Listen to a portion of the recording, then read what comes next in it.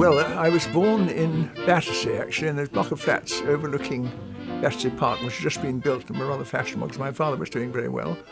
In 1916, wasn't I born? That's right. Then my poor old dad got killed in the war, and my mother moved down to Bedford because he was at Bedford School, and my eldest brother went there, and my other brother did for a little while. And I went to a school called Rushmore, which was a very nice prep school down there, and I had a very happy life in Bedford. It was lovely, and my eldest brother was very clever. He was in the sixth form at 14. And he captained Bedford School at Rugger, which was one of the best Rugger schools in England then. And then, sadly, he went into the army and died in India, and he was 23, as people did quite often in those days. He got typhoid. My other brother was brilliant too. He was a radio expert, and he died a little while ago, at the beginning of the year. And I was a dunce, actually, of the family. And so I went to Wellington at school, which I enjoyed very much. My father wrote musical comedies, and in fact he was the father of Intimate Review, which was they had a small cast and their jokes were all absolutely up to date. In fact, he used to read the paper, the evening paper, and if there was a juicy bit in it, he'd rewrite the comedian's last line before the interval and send for what they called the district messenger, which were little boys that went round on bicycles. They don't have them any longer. And he'd whiz it to the theatre, and the comedian would memorise it, and then just before the interval, he'd produce this line. Everybody read it in the paper, and they brought the house down. Father was so busy writing, he was overwhelmed by it, and he liked PG Wodehouse's work, so he got in touch with him, and they wrote some stories together for the Strand called A Man of Means. But interestingly enough, Jeeves was a joke I think they had between them for some reason. What about? But Jeeves was a cricketer, quite a well-known cricketer, and they were going down here actually.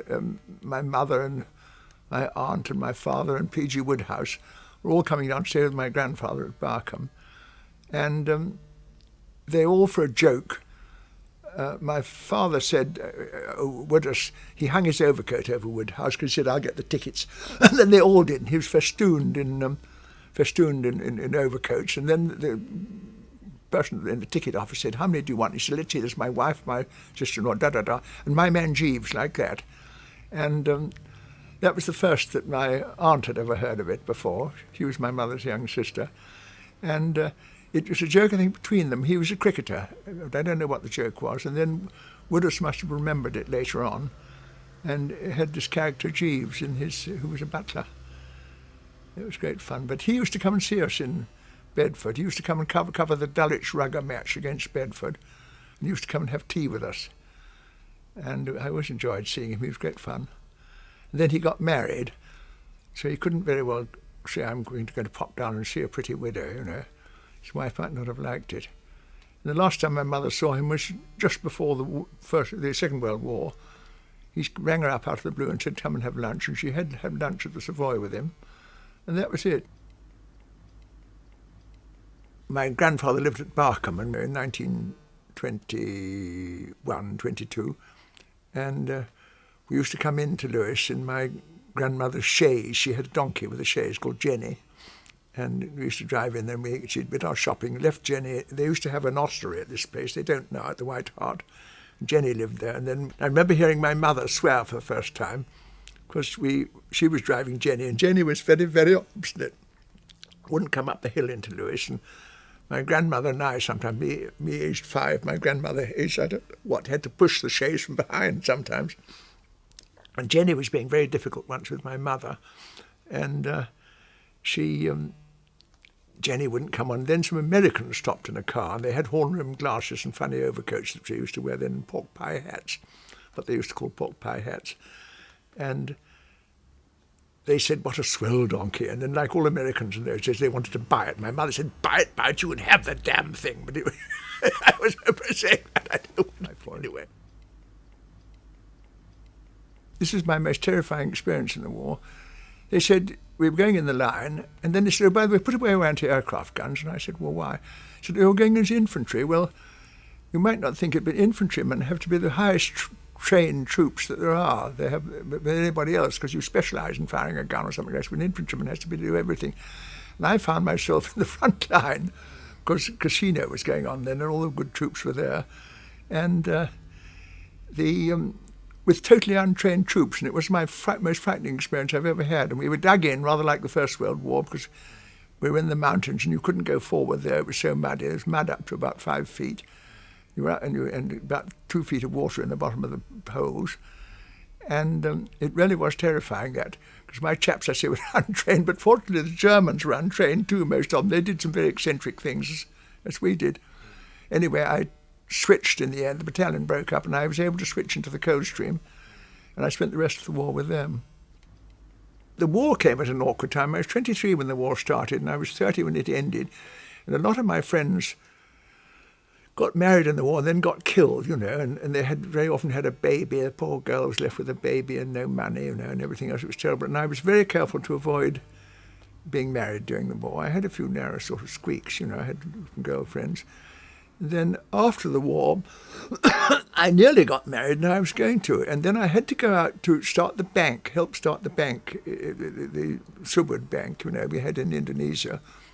And I came back and said, "Oh, I'm back, you see, I'll be around." And then she said, "Well, I can't see you tonight." And I thought it was damn funny. She knew I was coming back today. However, then I got a note in my letterbox saying, "Officer, I'm marrying somebody else." I don't blame her. The chap had a castle. I don't know if it had a moat round it. I never saw it, but it was a castle anyway. And an estate, again, I don't think it was as big as Yorkshire, but it was, an estate. And what else? Some cars. Oh, and a steam yacht too. But again, I think it only had one funnel. She had been a little bit worried that I might lose my job and we'd have to live on her income, you see. But so I've given up being married after that. And then I went and worked in a bank after that, and which I enjoyed. Again, it was Hambro's Bank. It was it was really a private bank owned by the Hambro family. They've been taken over by some French people now. I had a very interesting time. It sounds boring working in a bank, but I worked for a Greek bank as well. And then I had a moment, I got rather depressed, and an old friend of mine, wife of a very old friend of mine, said, "Oh, I had a similar sort of experience, and I joined a thing called Gurdjieff." And then one of the other of us saw that John Bennett was giving a lecture on it. I don't know where. He saw it in the paper or something. I went down there and I took to him immediately. But I don't think I'd have gone on with Gurdjieff and Uspensky. But they said a guru's coming from Indonesia and giving a talk. And I thought, oh, he'll probably come and be dressed in funny clothes and float out of the window head first or something when, after giving the lecture. But it was Bapak. And I took to him at once. He was in a very neat suit. I always tell young people in Subud, young men, that he was always wearing a very neat suit and always looked neat. They don't take the hint, unfortunately, always, which is a great pity. And then everybody used to go down to Coombe Springs, and I used to go down. Those who lived in London, I used to go down to the Latihan at midnight because there were people coming up from Cornwall twice a week from Cornwall to do the exercise, and somebody said. There were some old ladies living in London. They said, "Would it be all right if we did there?" And Bapak said, "Yes, you idiots. I've been telling you this for I don't know how long. If you don't take any notice, I don't have to be there anymore. I've opened you all." So the West London group started, and then we started one in Central London. And then there were groups all over England after that. We just got on with it. But then I came down here. I'd retired, and London was fun to live in when you're working, but not much fun when you retire. And I knew Lewes very well, so I moved down here and I took this house, and which was next to it was going. When we started the Subud group here, this house was part of the equipment, so I took it, which was a help to the group. And I've been here ever since. I like it very much. I don't think I've ever made a good decision in my life. I don't know. I should think coming into Subud, I think, was the best decision, yes. Wonderful. That was a wonderful experience. It really has. It's been quite unbelievable.